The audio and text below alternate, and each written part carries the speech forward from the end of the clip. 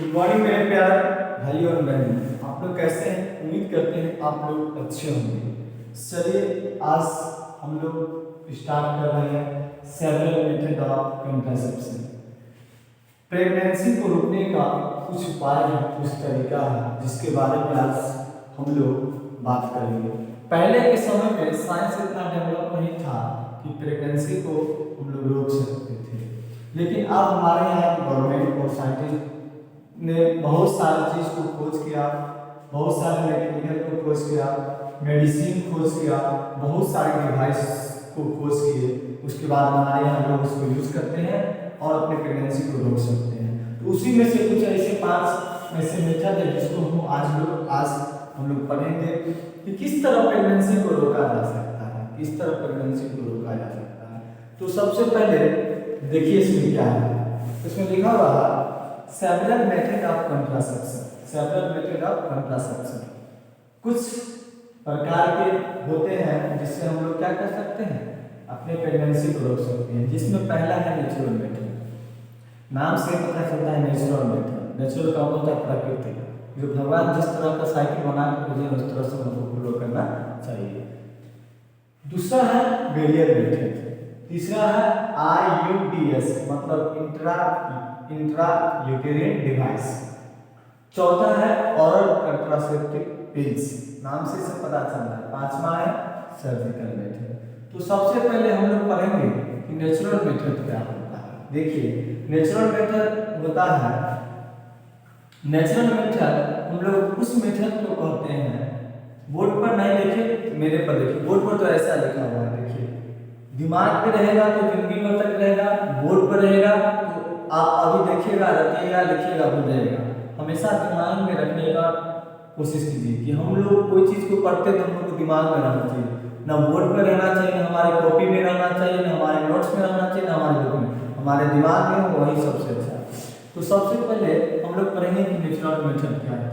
Natural method हम लोग उस मेथड को कहते हैं, नेचुरल मेथड उस मेथड को कहते हैं जिसमें हम लोग न मेडिसिन का यूज करते हैं और न ही कोई डिवाइस का यूज करते हैं। और फीमेल क्या होती है, प्रेग्नेंट नहीं होती है। फीमेल क्या होती है, प्रेग्नेंट नहीं होती है। कहने का मतलब नेचुरल मेथड में यदि ना हम कोई मेडिसिन का यूज करते हैं और न ही कोई डिवाइस का यूज करते हैं, उसे हम लोग नेचुरल मेथड कहते हैं। ठीक है, नेचुरल मेथड में का कुछ वे कहिए किस तरीका से चलना पड़ता है, जिसमें पहला वे है सेफ पीरियड। सेफ पीरियड में यदि मेल पार्टनर फीमेल से मिलता है, सॉरी फीमेल पार्टनर मेल यदि फीमेल से मिलता है तो यदि सेफ पीरियड में हो तो महिला प्रेग्नेंट नहीं हो सकती है। तो सेफ पीरियड होता क्या है, तो सेफ पीरियड मैंने लिखा है कि सेफ पीरियड होता है क्या। आप लोग नेचुरल मेथड समझ गए। नेचुरल मेथड उस मेथड को कहते हैं जिसमें ना कोई मेडिसिन का यूज किया जाता है, ना ही कोई डिवाइस का यूज किया जाता है। सेफ पीरियड में देखिए यहाँ पर लिखा हुआ है सेफ पीरियड किसे कहते हैं, और सेफ कब हम लोग मेल पार्टनर को कब फीमेल से मिलना चाहिए, सेफ पीरियड कब होता है। सेफ पीरियड में मैंने लिखा है ovulation day, sperm life in female body 72 hours, egg life in 20 hours. होने का मतलब ओव्यूलेशन डे कब होता है और स्पर्म फीमेल के बॉडी में 72 घंटा तक जिंदा रहती है। फीमेल के बॉडी में स्पर्म 72 घंटा तक जिंदा रहता है और एग लाइफ कितना होता है 24 आवर्स। तो देखिए अभी हम लोग पढ़ेंगे कि ओव्यूलेशन डे किस दिन होता है। मैं बता रहा हूँ, अभी आप लोग ध्यान से सुनिएगा। ओव्यूलेशन डे किस दिन होती है और उसके बाद स्पर्म लाइफ और एग लाइफ। देखिए किसी महिला में, किसी एक फर्स्ट महिला की समझने में बारे में बात करो, किसी में क्या होता है, किसी महिला में 22 दिन का साइकिल चलता है, किसी महिला में 26 दिन का, किसी महिला में 28 दिन का, किसी महिला में 35 दिन। सभी प्रकार की महिला में अलग अलग तरह का सेम साइकिल नहीं चलता। फिक्स नहीं कि सब महिला में 28 दिन का चलेगा, सब महिला में 26 दिन का ही चलेगा, सब महिला में 22 दिन का, सब महिला में। मैं 3 एग्जाम्पल लेता हूँ। जैसे किसी महिला में समझिए 22 दिन चलता है, 2 3 4 5 6 7 8 9 10 11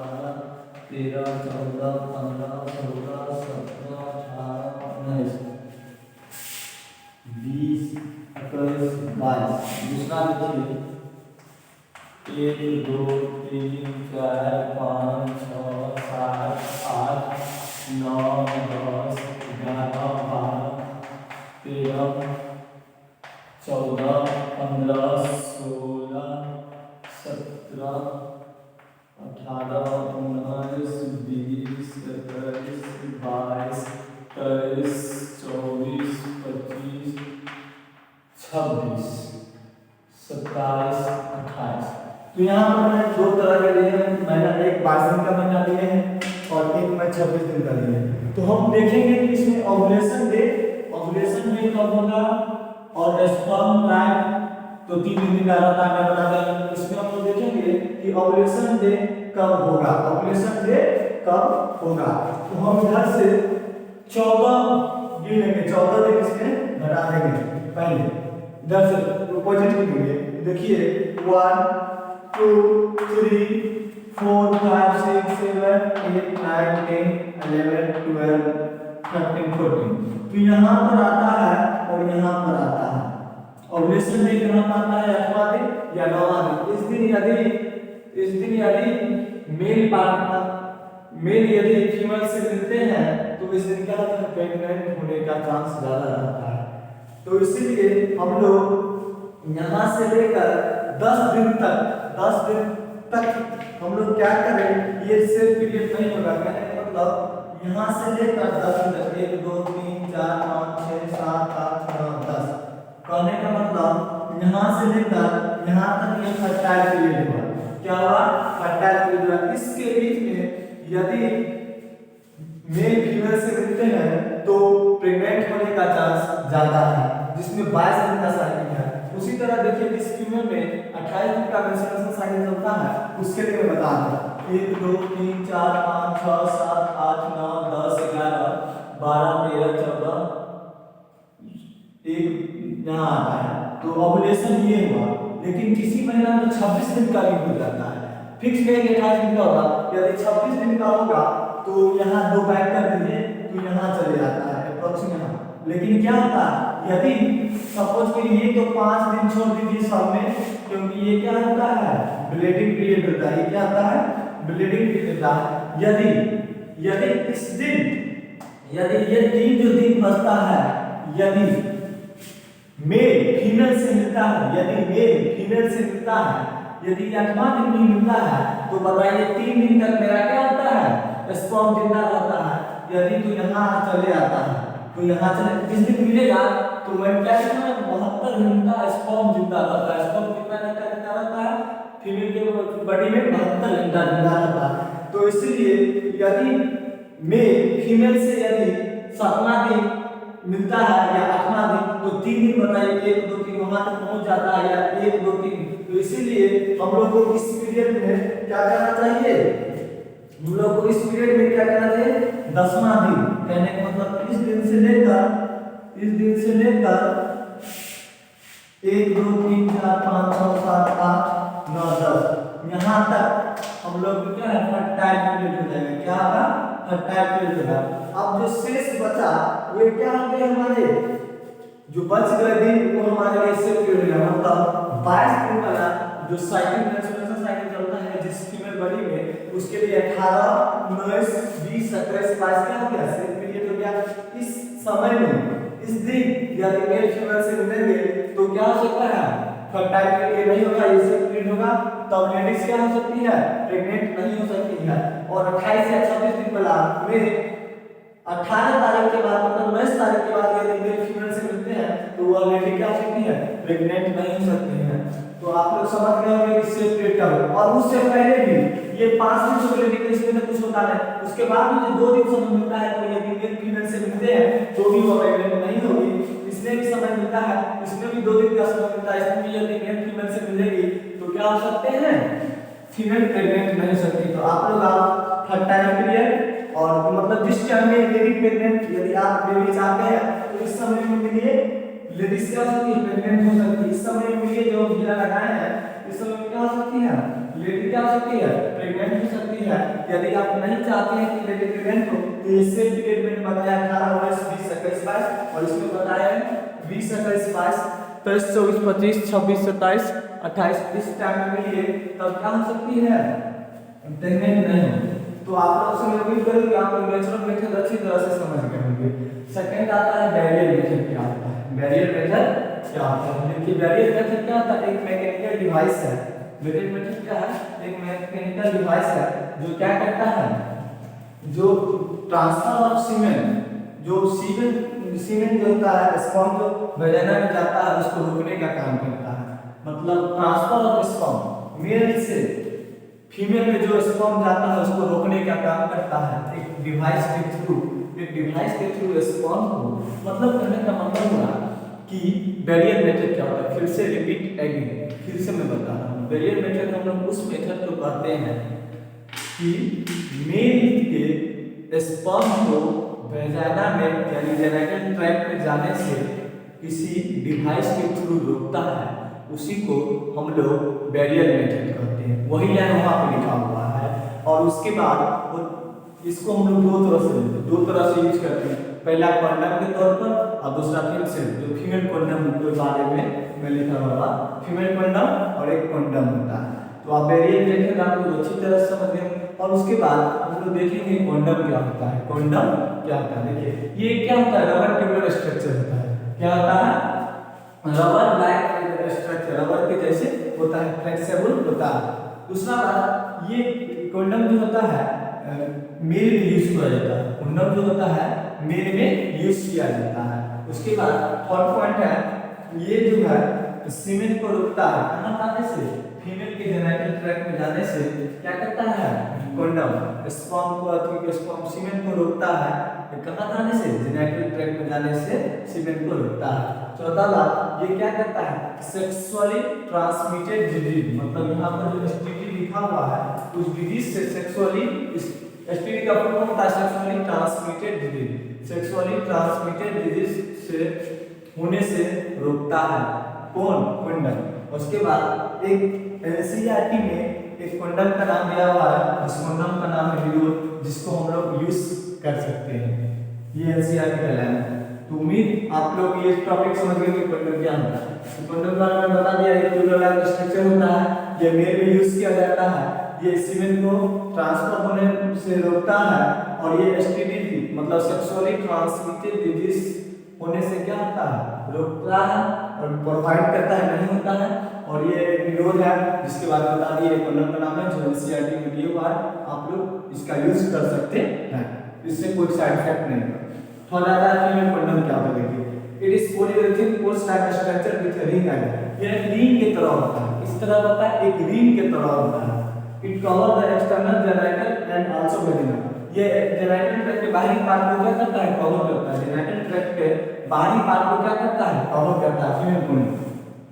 it also prevent transfer of semen in female genital tract, ये भी वही काम करता है, जेनिटल ट्रैक्ट, फीमेल के जेनिटल ट्रैक्ट में स्पर्म को जाने से रोकता है। कौन, फीमेल कंडम भी। इट आल्सो प्रोवाइड एसटीडी, ये भी क्या होता है, एसटीडी मतलब सेक्सुअली ट्रांसमिटेड डिजीज से, सेक्सुअली ट्रांसमिटेड डिजीज से होने से बचाता है, प्रोवाइड करता है। तो इतना आप लोग का क्लियर हो गया। कहीं से कोई दिक्कत है तो आप लोग पूछ सकते हैं। इसके बाद मैं साफ करता हूँ, इनका आपके स्टूडेंट इसको स्क्रीनशॉट लिखना है, लिख लीजिए जल्दी से।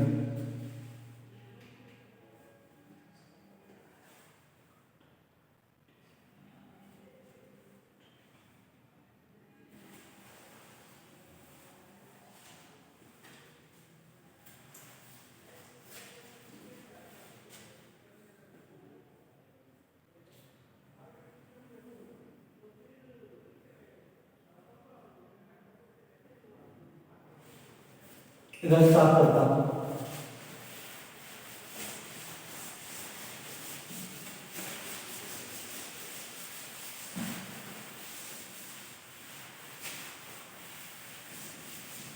उसके बाद आता है केमिकल मेथड। क्या आता है, केमिकल मेथड, जो आप लोग अच्छी तरह से जानते होंगे। केमिकल मेथड क्या होता है, केमिकल मेथड क्या होता है, देखिए ध्यान से सुनिए पहले। केमिकल मेथड होता है क्या है, यह एक मेथड है जिसको हम लोग सपोज कीजिए, जिसका मतलब होता है केमिकल मेथड क्या होता है, नाम से पता चलता है केमिकल होगा।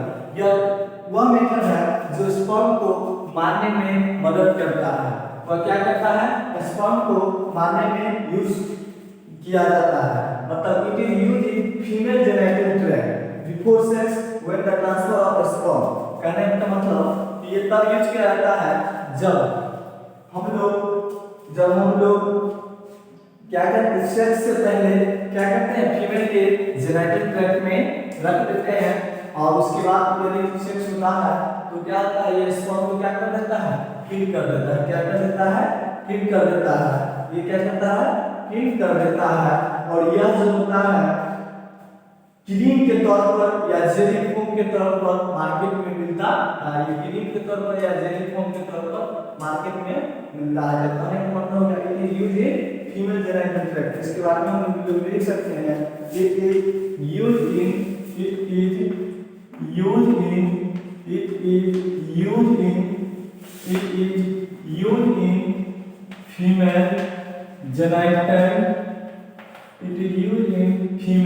genital tract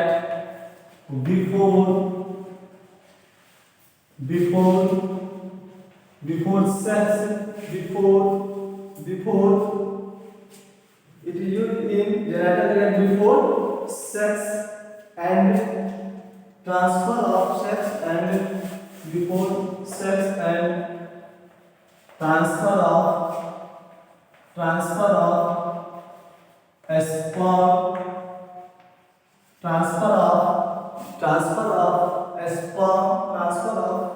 sperm takes place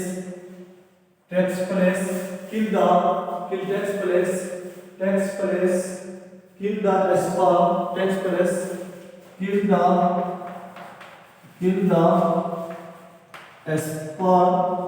its chemical। कहने का मतलब आप लोग अच्छी तरह से समझ गए होंगे। बाय देखिए केमिकल बाय केमिकल इफेक्ट।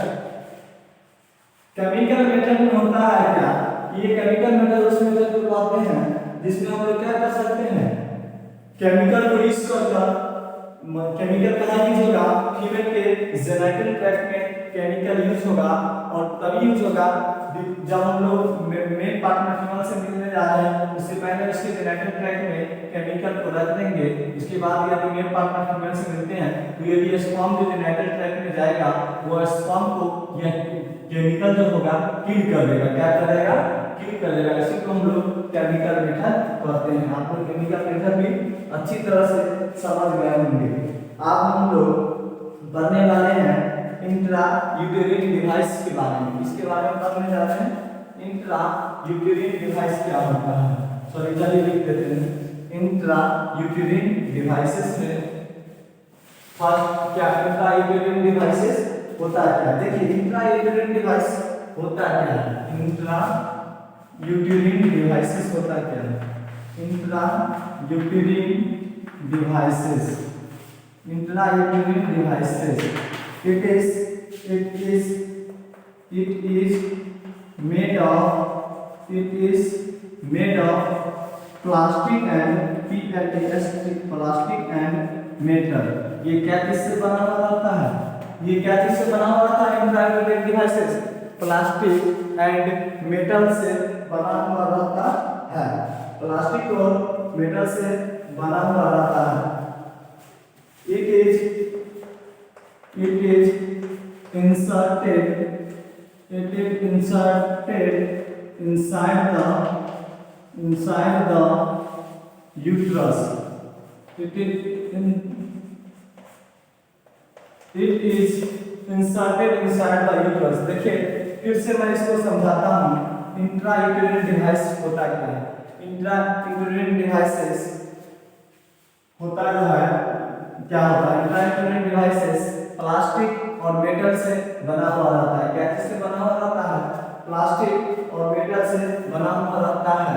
और ये यूट्रस में रखा जाता है। और कहाँ रखा जाता है, यूट्रस में रखा जाता है। देखिए इसमें इसका कुछ टाइप्स है इंट्रा यूटेरिन डिवाइसेस का। जिस टाइप के बारे में अभी हम लोग पढ़ेंगे, जिस टाइप के बारे में हम लोग पढ़ेंगे, टाइप का टाइप पर लिख देते हैं उस टाइप के बारे में जो आप लोग अच्छी तरह से जानते होंगे। जिस टाइप का नाम है कॉपर टी। क्या नाम है? Copper T. एक टाइप का एक्स्ट्रा एजुकेटेड डिवाइसेस का जिसका नाम है copper COPPER, copper T. Copper T क्या होता है? देखिए कॉपर टी होता क्या है। कॉपर टी होता क्या है? कॉपर टी होता क्या, आप लोग अच्छी तरह से नाम सुनिए। कहने का मतलब कॉपर टी एक ऐसा डिवाइस है जो कॉपर टी एक ऐसा डिवाइस है जो फीमेल के जेनिटल ट्रैक्ट में रखा जाता है। फीमेल के जेनिटल ट्रैक्ट में रखा जाता है। कहाँ रखा जाता है? फीमेल के जेनिटल ट्रैक्ट में रखा जाता है। और उसके बाद कॉपर टी प्लास्टिक से बना हुआ रहता है और वह टी आकार का होता है। प्लास्टिक से बना हुआ रहता है और टी आकार का होता है। और टी आकार का जो कॉपर टी होता है उसके ऊपर कॉपर लेपटा हुआ रहता है। उसके ऊपर क्या होता है? कॉपर लेपटा हुआ रहता है। पूरे में क्या होता है? कॉपर लेपटा हुआ रहता है। और वह जो टी टाइप का जो रहता है कॉपर टी, उसके नीचे हल्का सा धागा भी उसमें लगा हुआ रहता है। कॉपर टी में क्या होता है? धागा भी लगा हुआ रहता है। और कॉपर टी जो डिवाइस जो है, कॉपर टी जो डिवाइस जो है वह यूट्रस में रखे जाने वाले डिवाइस है। कहाँ रखे जाने वाले डिवाइस है? यूट्रस में रखे जाने वाले डिवाइस है। और ये जो होता है 99% चांस है, 99% चांस है यदि आप लोग यूट्रस में कॉपर टी को रखते हैं, यूट्रस में कॉपर टी को रखते हैं तो लेडी क्या होगी? प्रेग्नेंट नहीं हो सकती है। 99% चांस है कि लेडी क्या हो सकती है? प्रेग्नेंट नहीं हो सकती है। और ये जो लगाने का जो समय है, ये कॉपर टी हम लोग कब लगाते हैं? जब महिला का पीरियड चलता रहा, चौथा या पांचवा दिन हम लोग कॉपर टी को लगा सकते हैं। कॉपर टी लगाने टाइम में हम लोग को नाश्ता कर लेना चाहिए। बिना नाश्ता किए हुए हम लोग को कॉपर टी लगाने की कोई आवश्यकता नहीं है। आप लोग घर पर भी कॉपर टी अपने से लगा सकते हैं, बिना डॉक्टर यहाँ जाए हुए भी लगा सकते हैं। बस यही होगा कि दर्द थोड़ा ज्यादा होगा। यदि दर्द ज्यादा होगा तो आप लोग उससे पहले एक दर्द का दवा खा सकते हैं, गोली खा सकते हैं, जिससे क्या होगा? आपको दर्द कम होगा। लेकिन कॉपर टी लगाने में दर्द तो होती है। कॉपर टी लगाने में क्या होती है? दर्द तो होती है। यदि एक बार आप लोग कॉपर टी को लगा देते हैं अपने यूट्रस में, यदि एक बार आप लोग कॉपर टी को अपने यूट्रस में लगा देते हैं तो 3 से 5 साल तक आप लोग को फिर कोई टेंशन लेने की बात नहीं है। और आप लोग क्या हो सकते हैं? उससे फ्री हो सकते हैं। तब आप प्रेग्नेंट जरूर है कि नहीं होइएगा। जो यूट्रस के अंदर जो टी कॉपर लगाया जाता है, यूट्रस के अंदर जो टी कॉपर लगाया जाता है वो अंदर में संक्रमण पैदा करता है। वो अंदर में क्या करता है? संक्रमण करता है, जिसके कारण वहां पर केमिकल या इम्यून सेल्स पैदा होता है, जिसके कारण अंदर में टी कॉपर क्या करता है? संक्रमण करता है, जिसके कारण अंदर में क्या होता है? केमिकल या इम्यून सेल पैदा होता है। और वह क्या करता है? स्पर्म को किल करने में मदद करता है। और वह क्या करता है? स्पर्म को खत्म कर देता है। तो वहां पर स्पर्म बचा नहीं तो कैसे लेडी, एक फीमेल, एक वुमन प्रेग्नेंट हो सकती है? यही है टी कॉपर। टी कॉपर मैं उम्मीद करता हूँ आप लोग बहुत अच्छी तरह से समझ गए होंगे कि टी कॉपर होता क्या है। टी कॉपर होता क्या है? टी कॉपर मैंने बता दिया, फिर से मैं बताता हूँ टी कॉपर होता है। कॉपर टी क्या होता है? कॉपर टी होता क्या है? कॉपर टी एक ऐसा डिवाइस है जो फीमेल बॉडी में यूज किया जाता है। फीमेल बॉडी में यूट्रस में यूज किया जाता है। ओके, यह जो होता है यह पीरियड के चौथे या पांचवें दिन यूज किया जाता है। कॉपर टी जो होता है प्लास्टिक से और मेटल से बना हुआ रहता है। कॉपर टी आकार का होता है और उसके ऊपर कॉपर लटका हुआ होता है। और वह टी कॉपर में नीचे हल्का सा धागा लगा हुआ रहता है। ये यदि आप एक बार लगा लेते हैं तो 3 से 5 साल तक आप फ्री हो जाते हैं, तब वो लेडी प्रेग्नेंट नहीं हो सकती है। ये लगाते समय आपको दर्द होगी तो आप लोग लगाने से पहले इसको लगाने से पहले आप लोग दर्द का दवा खा सकते हैं। ये टी कॉपर जब मेल या फीमेल से मिलती है तो ये टी कॉपर क्या करता है बताते हैं। ये टी कॉपर यूट्रस में क्या करता है, संक्रमण करता है। यूट्रस के अंदर क्या करता है, संक्रमण करता है, जिसके कारण क्या होता है, केमिकल या इम्यून सेल पैदा होता है, जो क्या करता है, जो स्पर्म को क्या करता है, किल करता है और उसके बाद बात खत्म कर देता है। उसके बाद कुछ नहीं होता। तो मैं उम्मीद करता हूँ आप लोग अच्छी तरह से जान गए होंगे। कॉपर टॉपिक होना चाहिए, इसको हम लोग बताते हैं। कॉपर लिखिए, कॉपर लिखिए कि हम दिखाई दे रहे हैं। Copper IS IUDS copper IUDS commonly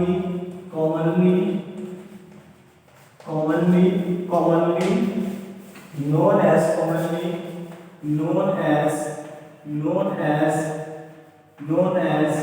copper T.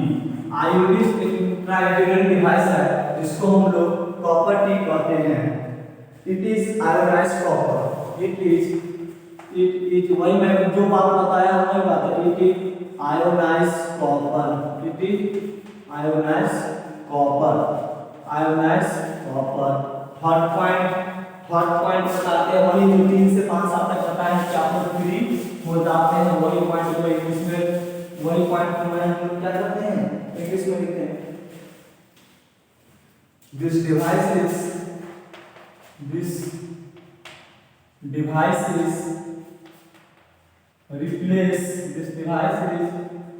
replace after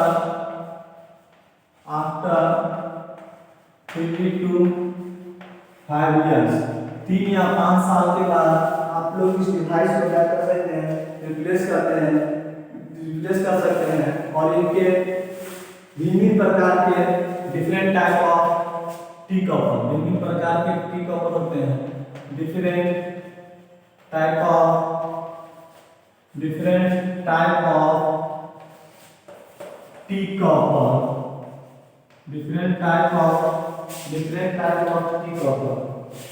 T copper जैसे मैं लिख रहा हूँ कॉपर टी 380, कॉपर टी 200, ये दो और विभिन्न प्रकार के कॉपर टी होते हैं। तो अब मैं उम्मीद करता हूँ कि आप लोग कॉपर टी अच्छी तरह से समझ गए होंगे। इसमें कहीं भी कोई भी दिक्कत नहीं होना चाहिए आप लोग को। कॉपर टी समझने में आप लोग को कहीं भी दिक्कत नहीं होना चाहिए। उसके बाद आता है एक ओरल कंट्रासेप्टिव पिल्स। नाम से ही पता चल रहा है ओरल कंट्रासेप्टिव पिल्स होता क्या है।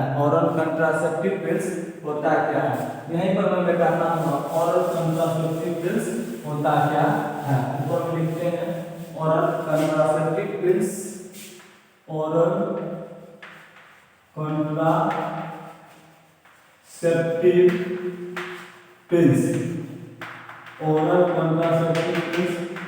क्या है। देखिए ओरल कंट्रासेप्टिव पिल्स नाम से पता चलता है। इसमें क्या होता है, हम लोग को मेंस्ट्रुएशन साइकिल के समय दवा खाना पड़ता है। क्या खाना पड़ता है, दवा खाना पड़ता है। हर बार ये क्या खाना पड़ता है, हम लोग को दवा खाना पड़ता है। कहने का मतलब it is prepared from the combination of progesterone along with both progesterone और estrogen. It is taken 21 day in menstruation cycle. मतलब मेंस्ट्रुएशन साइकिल में हम लोग को अगले दिन पहले लेना पड़ता है। मतलब इसमें क्या होता है, मेंस्ट्रुएशन साइकिल में हम लोग को पहले ही क्या होता है, दवा को लेना पड़ता है। और इसमें हम लोग को गोटी खाना मतलब टैबलेट को खाना पड़ता है। और यह हम लोग को 5वां दिन से जब स्टार्ट होता है वहां से लेकर 25वां दिन तक क्या होता है, टैबलेट को खाना पड़ता है। तो ऐसा ये मेथड बहुत कठिन है, ऐसा हम लोग को नहीं करना चाहिए। ऑरल्स भी उतना इम्पोर्टेंट भी नहीं है, तो हम लोग लिखते हैं it is what it is taken it is taken 21 day. First point इसका होगा it is taken 21 days in menstruation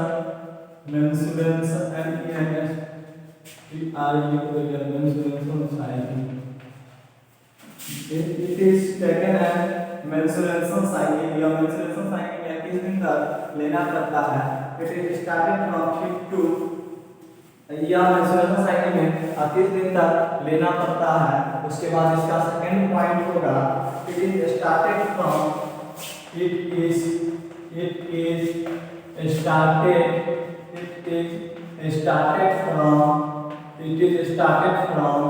fifth to 25th day।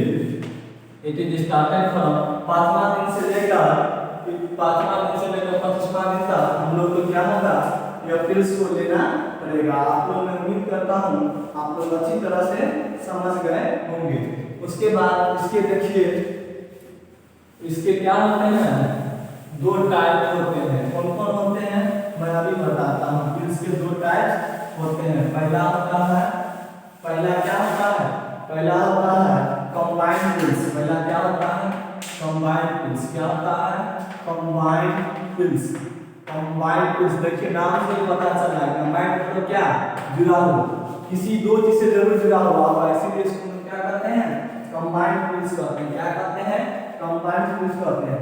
इसमें क्या होता है एस्ट्रोजन और प्रोस्टोजन दोनों होते हैं। इसमें क्या होते हैं एस्ट्रोजन और प्रोस्टोजन दोनों होते हैं। इसमें क्या होते हैं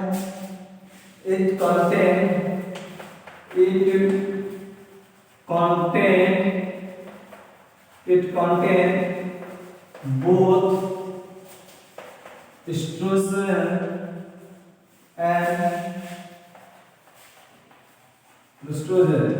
एस्ट्रोजन और प्रोस्टोजन दोनों इसमें होते हैं। क्या कहते हैं एस्ट्रोजन और प्रोस्टोजन दोनों होते हैं। एस्ट्रोजन एंड प्रोजेस्टेरॉन दोनों होते हैं। एस्ट्रोजन और प्रोजेस्टेरॉन दोनों होते हैं। और ये क्या करते हैं एस्ट्रोजन इनहिबिट एफएसएच प्रोडक्शन। ये क्या करते हैं एस्ट्रोजन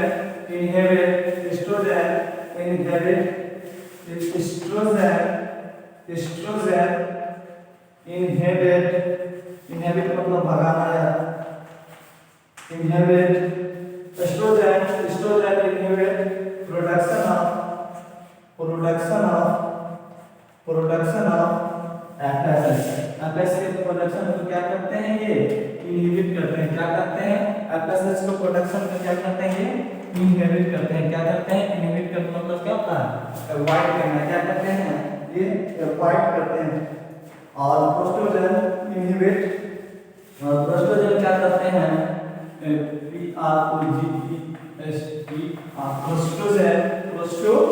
प्रोस्टोजन क्या करते हैं प्रोस्टोजन। देखिए ये एस्ट्रोजन क्या था इनहिबिट की थी एफएसएच को, तो प्रोस्टोजन इनहिबिट प्रोडक्शन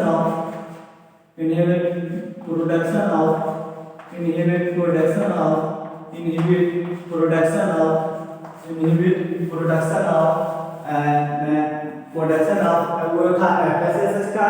और ये हो जाएगा किसका एलएचएस का। ये किसका हो जाएगा एलएचएस का। किसका हो जाएगा एलएच का हो जाएगा।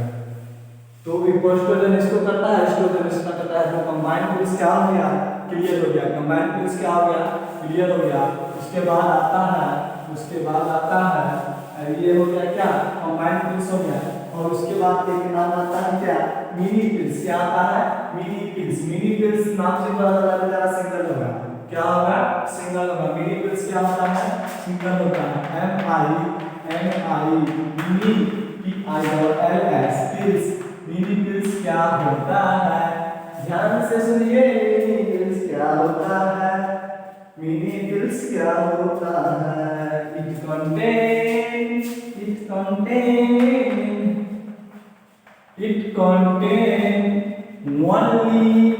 only क्या PROGESTIN।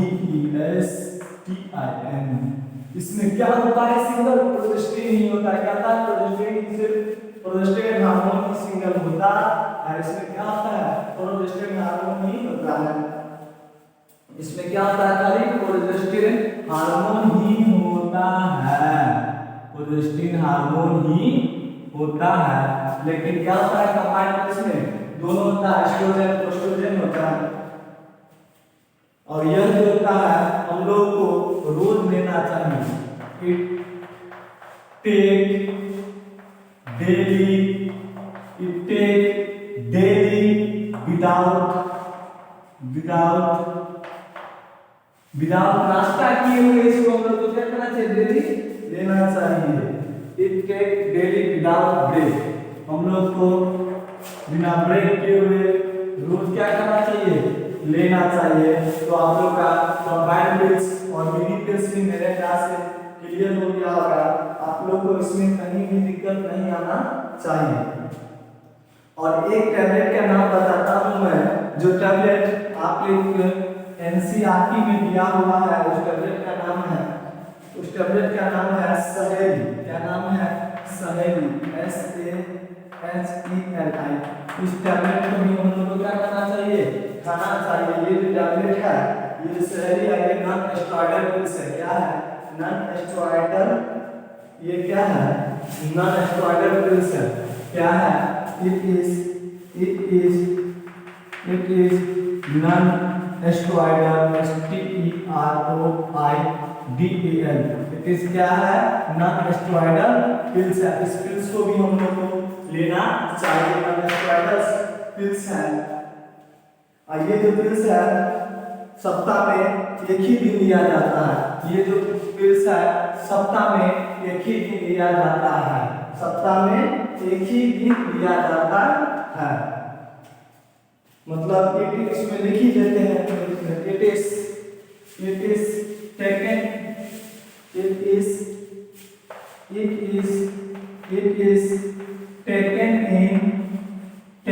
in once a week, सप्ताह में एक ही दिन लेना रहता है। ये जो है सप्ताह में एक ही दिन लेना रहता है। ये क्या होता है, सप्ताह में एक ही दिन लेना रहता है। ये टैबलेट है, सप्ताह में एक ही दिन लेना रहता है। तो आप लोग यहाँ तक मेरे अंदाज से आप लोग अच्छी तरह से यहाँ तक समझ गए होंगे।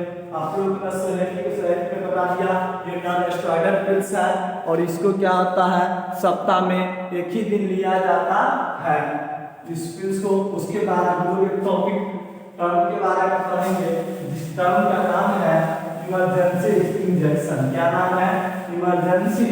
इस टर्म का टॉपिक का नाम है emergency contraception. Emergency contraceptive, emergency contraceptive. Emergency contraceptive क्या होता है, देखिए नाम से ही पता चलता है इमरजेंसी का मतलब होगा क्या। इमरजेंसी का मतलब होगा क्या, ये तब होता है जब कोई क्राइम हो जाता है, रेप वगैरह हो जाता है, मतलब सडनली हो जाता है, तो ये इमरजेंसी कंट्रासेप्टिव का हम लोग यूज करते हैं। मतलब it is use in high risk of pregnancy that unprotected sex without, मतलब क्या टाइम पीरियड में हम लोग विदाउट प्रोटेक्शन के किए सेक्स, तो उस टाइम में हम लोग क्या करते हैं, इमरजेंसी कंट्रासेप्टिव मेथड का यूज करते हैं। या अनवांटेड प्रेगनेंसी, दूसरे जो लोग से नहीं, वही ढेर बड़ा बात हो गया जिससे हम लोग नहीं चाहते थे वो उससे हो गया। या पिल्स जो है, कहने का मतलब जो हम लोग दवा खाए वो दवा सेट नहीं कर पाया, तब हम लोग क्या करते हैं, इमरजेंसी कंट्रासेप्टिव का यूज करते हैं। देखिए ये तब ये क्या होता है, इमरजेंसी कंट्रासेप्टिव ये हाई रिस्क होता है, ये कब यूज किया जाता है, अनवांटेड आदमी से हो गया या टाइम पीरियड में हो गया या पिल्स काम नहीं किया, तब हम लोग इमरजेंसी कंट्रासेप्टिव का यूज करते हैं। मैं उम्मीद करता हूँ कि आप लोग इमरजेंसी कॉन्ट्रासेप्टिव अच्छी तरह से समझ गए होंगे। हम देखिए इसका कुछ पॉइंट लिखते हैं। It is used in high risk. It is used in high risk. High risk होने का मतलब क्या हुआ? हम लोग कब यूज करेंगे? हम लोग कब यूज करेंगे? जब क्या होगा? जब क्या होगा? अनवांटेड आदमी सो जाए, टाइफाइड में हो जाए, मींस हो जाए। It is used in high risk of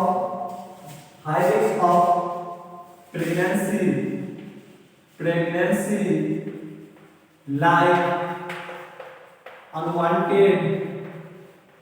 unwanted person लिखिए या पर्सन नहीं लिखेंगे तो चल सकता है। अनवांटेड प्रेगनेंसी कर देते हैं। अनवांटेड प्रेगनेंसी या अनप्रोटेक्टेड सेक्स और मिस पिल्स क्या होना चाहिए? क्या होता है? वो जो होता है वो पिल्स जो क्या होता है मिस हो जाता है। कहने का मतलब दवा हम लोग जो खाए हैं वो दवा क्या हो गया? फॉल्स हो गया। तब हम लोग क्या करते हैं? इमरजेंसी इंजेक्शन का यूज करते हैं। क्या करते हैं? इमरजेंसी कॉन्ट्रासेप्टिव का इस तरीके से यूज करते हैं। मैं उम्मीद करता हूँ आप लोग अच्छी तरह से इमरजेंसी कॉन्ट्रासेप्टिव समझ लेंगे। मैं फिर से बताता हूँ इमरजेंसी कॉन्ट्रासेप्टिव का यूज हाई रिस्क में यूज किया जाता है, अनप्रोटेक्टेड यूज किया जाता है। या तो आप अनप्रोटेक्टेड सेक्स कर दिए, या तो अनवांटेड लोग से हो गया, या तो आप जो दवा खा रहे हैं वो दवा फॉल्स हो गया, तब यह इमरजेंसी कॉन्ट्रासेप्टिव मेथड को यूज किया जाता है। उससे पहले ये यूज नहीं किया जाता है। और इसका एक दवा का नाम है, जिस दवा का नाम लिख देते हैं, जिसका नाम है NEORAL। सब ये मेथड यूज किया जाता है। क्या? न्यूरल। क्या कहता है? न्यूरल। Okay, clear. आप देखिए हम लोग उस मेथड को यूज करते हैं, इस मेथड को आप लोग अच्छी तरह से जानते हैं। लास्ट बार देखिए मैंने अभी तक क्या क्या पढ़ा, मैंने पहले से क्या क्या पढ़ा, सारी चीज को पढ़ लिया। अब मैं उस मेथड को यूज करूंगा जिस मेथड को सभी लोग अच्छी तरह से जानते होंगे। नाम से ही पता चलता है,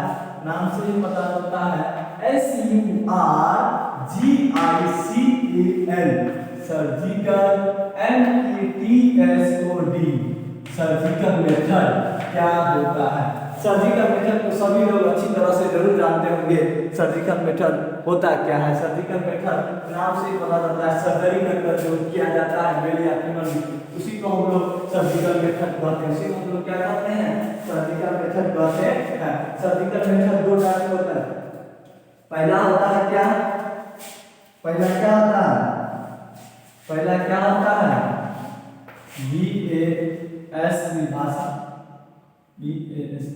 भाषाटॉमी। दूसरा होता है ट्यूबेक्टॉमी।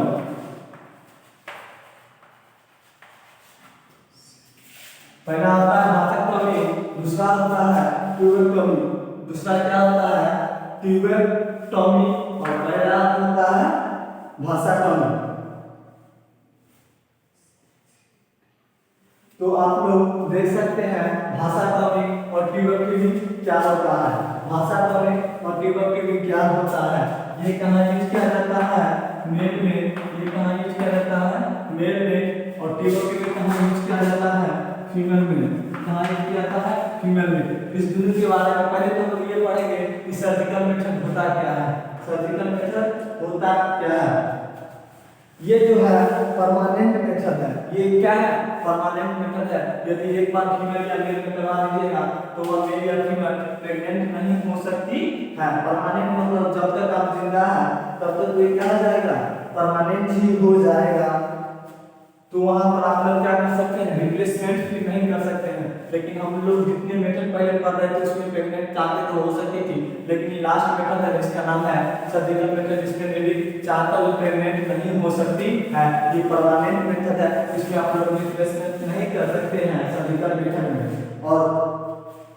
और ये क्या होगा, परमानेंटली के लिए, हमेशा के लिए ब्लॉक हो जाएगा, गैमेट ट्रांसफर नहीं होगा।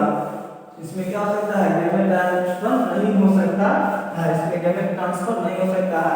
मैंने क्या बोला, ये वैसा मेथड है जिसमें क्या हो सकता है, ये पहला देखिए सुनिए फिर से, सर्जिकल मेथड क्या होता है। सर्जिकल मेथड उस मेथड को कहते हैं जो परमानेंट हो जाए, जिंदगी भर तक आपके लिए परमानेंट हो गया, आप फिर प्रेग्नेंट कभी भी नहीं हो सकते हैं।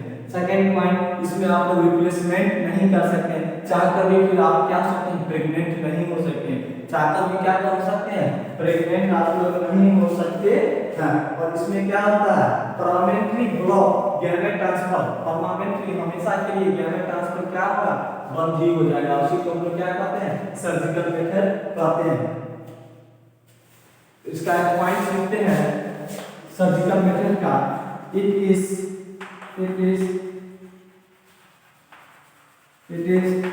Permanent method, it is permanent method. First point हो जाएगा इसका, it is permanent method, it is permanent method, it is permanent method.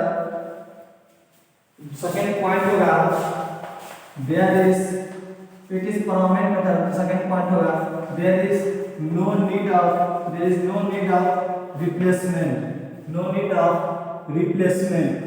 आप लोग क्या कर सकते हैं, रिप्लेसमेंट इसमें नहीं कर सकते। क्या कर सकते हैं आप लोग, रिप्लेसमेंट इसमें नहीं कर सकते हैं। ये क्या कर सकता है, परमानेंटली गैमेट के ट्रांसफर को ब्लॉक कर सकता है। इट परमानेंटली, थर्ड पॉइंट होगा, it permanently block the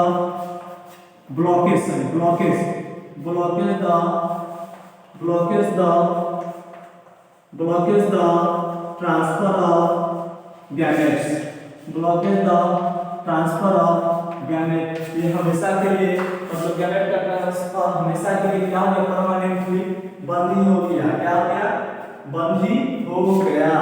transfer gamete transfer लिखिए, या ट्रांसफर ऑफ गैमेट या गैमेट ट्रांसफर, ठीक है। ये हमेशा के लिए क्या हो गया, बंद ही हो गया, या गैमेट का ट्रांसफर लिख दिया, गैमेट ऑफ ट्रांसफर हमेशा के लिए क्या हो गया, बंद, परमानेंटली हो गया, ये ब्लॉक हो गया और ये नहीं करेगा। ये क्या कर सकता है, फिर ट्रांसफर नहीं कर सकता है। इसी को हम लोग सर्जिकल मेथड यूज किया जाता है। सर्जिकल मेथड को इसीलिए यूज ही किया जाता है कि हम लोग क्या हो सकते, प्रेग्नेंट नहीं सकते। तो आप लोग समझ ही गए, लेकिन एक बात हमेशा याद रखिएगा, यदि जो महिला फिर से सेकेंड टाइम प्रेग्नेंट होना चाहती है, वो महिला सर्जिकल मेथड का यूज ना करे, नहीं तो क्या हो सकते हैं, सेकेंड टाइम में फिर प्रेग्नेंट नहीं हो सकते हैं। जिनको यदि फिर बेबी चाहिए, next baby, third baby, fourth baby चाहिए, वो सर्जिकल मेथड छोड़कर मैंने जितना मेथड को इससे पहले बताया है, नेचुरल मेथड को, बैरियर मेथड को, आईयूडीएस इंट्रायूटेरिन डिवाइस को, इमरजेंसी इंजेक्शन को, ओरल कंट्रासेप्टिव पिल्स को, उस सब मेथड का यूज करें, तब आप फिर से क्या हो सकते हैं, प्रेग्नेंट हो सकते हैं। लेकिन सर्जिकल मेथड में आप लोग फिर से क्या हो सकते हैं, फिर से आप लोग प्रेग्नेंट नहीं हो सकते हैं। परमानेंटली मेथड होता है। देखिए अब सर्जिकल मेथड का भी है, इसके बाद हम लोग अभी पढ़ेंगे, अभी क्या पढ़ेंगे, इसके उस टाइप्स है सर्जिकल मेथड के। फीमेल में कैसे होता है, टू टाइप्स हम लोग समझिए, और मेल में कैसे होता है। पहला है VASECTOM, भाषा का क्या होता है, जो कहाँ होता है, मेल में होता है। जो कहाँ होता है, मेल में होता है। कहाँ होता है, मेल में होता है। उसके बारे में पढ़िए, भाषा का क्या होता है।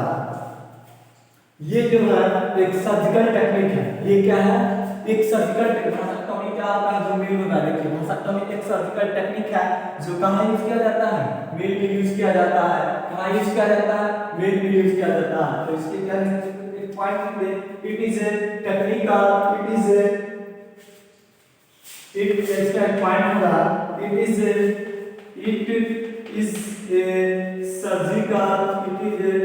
Surgical technique, it is a surgical technique use and it is a surgical technique use in male. ये कहाँ यूज किया जाता है? It is a surgical technique use in male. ये कहाँ यूज किया जाता है? मेल में किया जाता है। और इसमें क्या होता है? घास डिफरेंशियल को क्या किया जाता है? ब्लॉक कर दिया जाता है। घास डिफरेंशियल क्या किया जाता है? Block by cutting it can also be. काटने के बाद घास डिफरेंशियल क्या होता है? घास डिफरेंशियल दूसरा था आपको बता देता मैं डायग्राम से बताता हूं। घास डिफरेंशियल मतलब ऐसे रहता है, ऐसे, और यहाँ पर घास डिफरेंशियल होता है। इसको काट कर यहाँ पर क्या करता है? अलग से काट कर और क्या धागा से बांध दिया जाता है। तो मतलब क्या घास डिफरेंशियल क्या कर दिया जाता है? ब्लॉक कर दिया जाता है। एक बार दोनों को अलग से काट कर और घास डिफरेंशियल क्या कर दिया जाता है? ब्लॉक कर दिया जाता है। जिससे क्या हो? स्पर्म क्या हो? ट्रांसफर ना हो सके, इसलिए इसको हम लोग कट कर देते हैं। उसके बाद हम लोग क्या कर देते हैं? ब्लॉक कर देते हैं। उसको हम लोग लिख सकते हैं इन दिस घास डिफरेंशियल,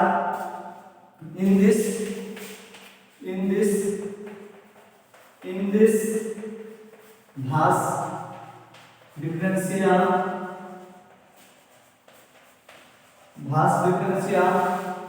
blockage in this घास differential blockage by cutting it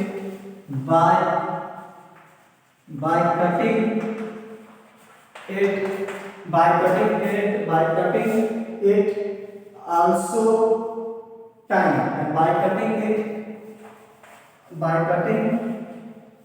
it also time TIENG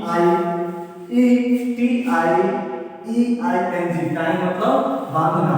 हम लोग घास डिफरेंशियल को काट कर मैंने डायग्राम में जो बताया उसको मैंने काट कर उसके बाद मैं उसको क्या करता हूँ? धागा से इस तरह का लपेट कर देता हूँ। इसलिए क्या ट्रांसफर स्पर्म का ना, उसी को हम लोग भाषा टॉमी कहते हैं। उसके बाद हम लोग पढ़ेंगे ट्यूबरटॉमी किसको कहते हैं। ट्यूबरटॉमी किसको कहते हैं? देखिए ट्यूबरटॉमी मैं यहीं पढ़ा देता हूँ। ट्यूबरटॉमी किसको कहते हैं? ट्यूबरटॉमी होता है क्या? देखिए ट्यूबरटॉमी जब बात करते क्या होता है? ट्यूबरटॉमी क्या होता है? ट्यूबरटॉमी क्या होता है? इसका फर्स्ट पॉइंट होगा it is a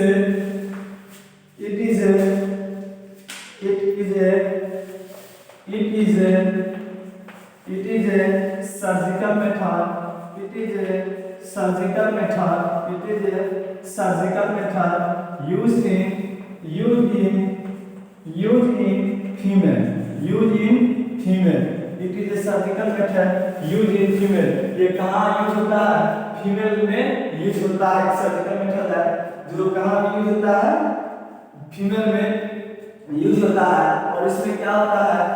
fallopian tube को काट कर और उसके बाद उसी तरह बांध दिया जाता है। इसीलिए मतलब in this method fallopian tube are cut and with the cut attack so ovum cannot move और स्पर्म से ovum नहीं मूव करेगा जो स्पर्म से मिल सकता है। जब नहीं मिलेगा तो क्या होगा? लेडी प्रेग्नेंट नहीं हो सकती। मतलब in this method fallopian tube are in this method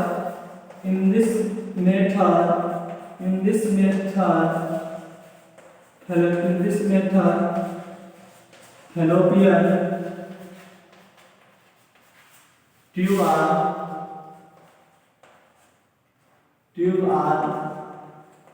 cut and tied. Tied मतलब क्या होता है भाई? cut and tied, cut and tied,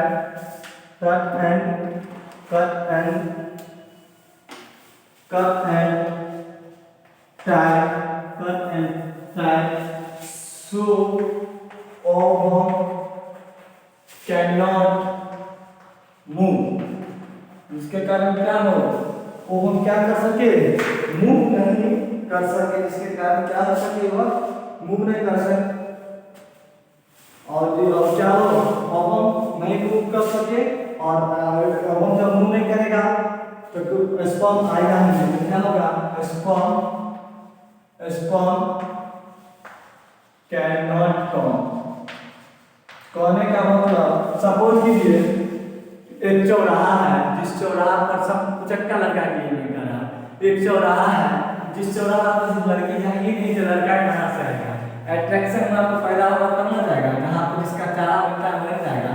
गाय चरने के लिए चौके क्यों जाती होगी कि वहाँ घास रहती है, यदि घास नहीं रहेगी तो वहाँ गाय जाएगा चरने के लिए, भैंस जाएगी चरने के लिए, वही बात है आप वो आएगा नहीं तो स्पर्म जाएगा नहीं। इसलिए फिलामेंट को कट कर देकर और बांध दिया जाता है, क्योंकि अब वो क्या हो सके, मूव नहीं कर सकते, और अगर वो मूव नहीं करेगा तो स्पर्म आएगा ही नहीं, तो वहाँ पर कोई चीज दोनों आपस में मिले नहीं। उसी को हम लोग क्या करते हैं, सर्जिकल मेथड कहते हैं, उसी को हम लोग क्या कहते हैं, सर्जिकल मेथड कहते हैं। तो मैं उम्मीद करता हूँ आप लोग का सर्जिकल मेथड बिल्कुल तरीका से समझ में आ रहा है। लेकिन कभी कभी क्या होता है, ये फीमेल में फॉल्स भी हो जाता है, किसी किसी फीमेल में या फिक्स नहीं है कि इनका सर्जिकल हो गया तो इनको फिर ये प्रेग्नेंट नहीं होगा, ऐसा नहीं होता है। कभी कभी फेल भी हो जाता है रेयर केस, कभी कभी ये फेल भी हो सकता है, कभी कभी फीमेल में फेल भी हो सकता है। फीमेल ये सर्जिकल मेथड कराने के बाद भी प्रेग्नेंट हो सकती है, ये भी पॉसिबल हो सकता है, कोई इसका फिक्स नहीं है कि ऐसा नहीं होगा। लेकिन फिर भी 95% चांस होता है कि फीमेल क्या हो, प्रेग्नेंट नहीं हो सकती है, फीमेल क्या हो सकती है, प्रेग्नेंट नहीं हो सकती है। देखिए ये जो मेथड है परमानेंट मेथड है, आपको बता दिए, और सब कुछ ऐसे मेथड थे जिसमें फीमेल चाहते हुए भी चाहती तो प्रेग्नेंट हो सकती थी, लेकिन इस मेथड में फीमेल अपने अनुसार प्रेग्नेंट नहीं हो सकती है। इसीलिए जिस फीमेल से नहीं मेथड कहता है कि आप बेबी को चाहते हैं तो इस मेथड को यूज नहीं कीजिएगा। इस मेथड को तभी यूज किया जाता है कि जब आप क्या हो, प्रेग्नेंट नहीं होना चाहते हैं, लास्ट टाइम तक कभी आप इस मेथड का यूज कर सकते हैं। और ये जो होता है इसका कुछ साइड इफेक्ट भी होता है, ये सब कराने का कुछ साइड इफेक्ट होता है। देखिए साइड इफेक्ट क्या होता है, ये सर्जिकल मेथड कराने का साइड इफेक्ट क्या होता है, साइड इफेक्ट भी कुछ होता है। साइड इफेक्ट मतलब इसका कराने का आपको क्या क्या हो सकता है, साइड इफेक्ट क्या क्या हो सकता है मैं ये बता रहा हूँ। साइड इफेक्ट में पहला जो होगा नोज़िया हो सकता है, एब्डोमिनल पेन हो सकता है, इरेगुलर मेंस्ट्रुएशन साइकिल होगा, मतलब आपको पेन हो सकता है, इरेगुलर मेंस्ट्रुएशन साइकिल होगा, कोई फिक्स नहीं हो सकता है, और उसके बाद ब्रेस्ट कैंसर हो सकता है। तो देख लीजिए इसका साइड इफेक्ट, कुछ पॉइंट लिख देते हैं। Side effect like nausea, irregular menstruation cycle,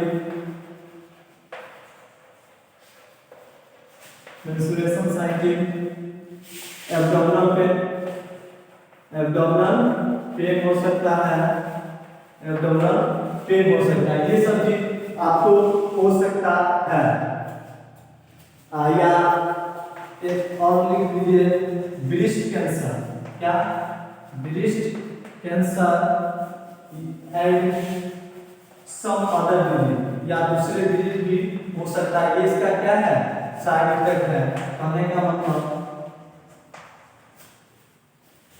disease हो सकते हैं, ये इसके क्या है, कहने का मतलब ट्यूबेक्टोमी और वासेक्टोमी जो मेल में और फीमेल में यूज करते हैं, ये सर्जिकल मेथड है।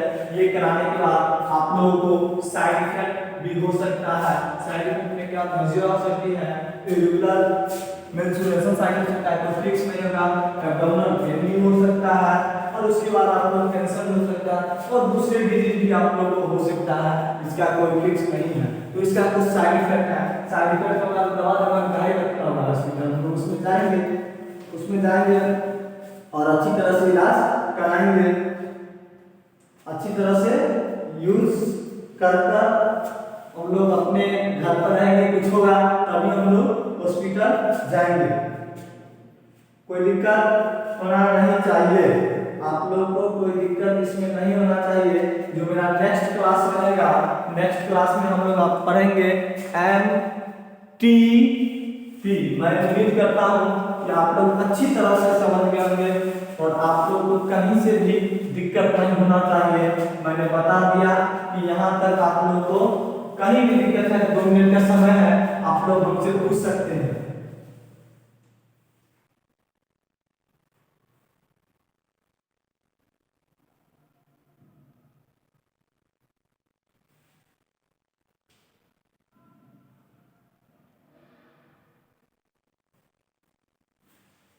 एक पॉइंट और छूट रही है शायद, हाँ एक पॉइंट एब्जॉर्प्शन, मतलब एब्जॉर्प्शन जो पॉइंट, एब्जॉर्प्शन जो पॉइंट है वो बता रहा हूँ, बोल रहे थे एबॉर्शन, एबॉर्शन ABORTOR। देखिए एबॉर्शन बहुत ज्यादा होता है आपका विषय, बहुत ज्यादा होता है विषय। एक पॉइंट में डिफिकल्ट पॉइंट था, मैं इसको भूल रहा था। एबॉर्शन जो पॉइंट होता है ABOR, एबॉर्शन जो पॉइंट होता है हर एक लड़की की अधिकांश कराती है डॉक्टर के यहाँ जाकर, इसी पॉइंट को मैं भूल रहा था। एबॉर्शन होता क्या है, देखिए एबॉर्शन तो पहला बात बहुत ही गलत है, एबॉर्शन कराना ही नहीं चाहिए आदमी को। एबॉर्शन कराने को समझते हैं बच्चा किस तरह निकाला जाता है अंदर से, आप लोग वीडियो में यूट्यूब पर जाकर चेक कर सकते हैं कि एबॉर्शन कैसे होता है। बच्चे को कहीं तोड़ अंदर से निकाला जाता है, उसको हम एबॉर्शन कहते हैं। एबॉर्शन जो होता है, एबॉर्शन तो फर्स्ट पॉइंट हम लोग नहीं करना चाहिए। एबॉर्शन कब होता है बताता हूं, जब लड़का लड़की से मिलते हैं, जो दोस्त के साथ वो मिलते, मेल पार्टनर का दोस्त रहता है या कोई ऐसे रहता है, तो वो एबॉर्शन करवाते हैं, लेकिन एबॉर्शन नहीं कराना चाहिए। ठीक है, एबॉर्शन अगर कराते हैं तो मैं बता देता हूँ, जब से वो प्रेग्नेंट हुई तब से 20 वीक गिन कर, मतलब 140 दिन गिन कर, जब तक 140 दिन के अंदर में यदि आप एबॉर्शन करवा रहे हैं तो ठीक है, तब आपको आपकी बॉडी पर कोई हार्मफुल नहीं होगा, कि बॉडी पर कुछ नहीं होगा। एबॉर्शन यदि आफ्टर 20 दिन के बाद होता है, आफ्टर 20 दिन के बाद यदि एबॉर्शन होता है तो आपकी बॉडी पर नुकसान पहुंच सकता है। एबॉर्शन कराना देश के लिए गलत है, कानून में लिखा हुआ एबॉर्शन आप नहीं करा। यदि आप एबॉर्शन करवाते हैं तो आपका केस भी हो सकती है। एबॉर्शन नहीं करवाना चाहिए, लेकिन एबॉर्शन आप कराते हैं तो 20 वीक से पहले यदि कराते हैं एबॉर्शन तो ठीक रहेगा। यदि 20 वीक के बाद यदि आप एबॉर्शन कराते हैं तो यह गलत हो सकता है। यह जो होता है, यह एबॉर्शन देखिए कब कब होता है, यह तो नेचुरली हो सकता है जिसको हम मिसकैरेज कहते हैं, या इंटरनेशनली इंग्लिश में बोलते हैं, ये नेचुरली हो सकता है और जो इसको हम मिसकैरेज कहते हैं। और उसके बाद यहाँ नेचुरली हम मिसकैरेज कर सकते हैं, यूजुअली यूजिंग 20 वीक्स, मतलब कहने का मतलब है इट यूजुअली ऑकर, इसका पॉइंट भी देते हैं, it usually occur before 20 weeks. 20 सप्ताह से पहले हम लोग यूज करना चाहिए, मतलब प्रेगनेंसी के 20 सप्ताह से पहले हम लोग क्या करते यूज करना चाहिए, हम लोग क्या करना चाहिए, यूज करना चाहिए। 20 सप्ताह पहले करना चाहिए, 20 सप्ताह पहले करना चाहिए। इसमें क्या आता है, मिसकैरेज वर्ड, क्या आता है, मिसकैरेज वर्ड का नाम आता है मिसकैरेज। मिसकैरेज वर्ड का मतलब होता है क्या, मिसकैरेज वर्ड आता है, क्या आता है, मिसकैरेज। मिसकैरेज वर्ड का मतलब होता है कि when abortion occurs spontaneously and naturally यदि हो जाए, नेचुरली हो जाए मतलब सडनली हो जाए, किसी को पता भी ना हो, उसी को हम लोग मिसकैरेज कहते हैं। नेचुरली हो जाए इसको हम लोग क्या कहते हैं, मिसकैरेज कहते हैं। क्या कहते हैं, हम लोग उसको मिसकैरेज कहते हैं। मैं उम्मीद करता हूँ आप लोग यहाँ तक में कोई दिक्कत नहीं हुआ होगा। और नेक्स्ट क्लास में अब हम लोग पढ़ेंगे medical termination of pregnancy, medical termination of pregnancy MTP के बारे में पढ़ेंगे। मैं उम्मीद करता हूँ यहाँ तक आप लोग को अच्छी तरह से समझ आया होगा। यदि कहीं से कोई दिक्कत होगा तो आप लोग मुझसे कांटेक्ट कर सकते हैं। मैंने आज पढ़ लिया टाइप्स ऑफ कंट्रासेप्शन मेथड, मतलब सेवरल टाइप ऑफ कंट्रासेप्टिव, मैं किस तरह से फीमेल में या मेल में यूज किए जाते हैं। प्रेग्नेंट बच्चे चाहते हैं तो भी, नहीं भी चाहते हैं तो भी, दोनों का बारे में हम लोग आज पढ़ लिया। अब इसके बाद MTP के बारे में नेक्स्ट लेक्चर में पढ़ेंगे। Thank you all of you, thank you. यहाँ तक कोई दिक्कत होगा आप मुझसे कांटेक्ट कर सकते हैं। Thank you.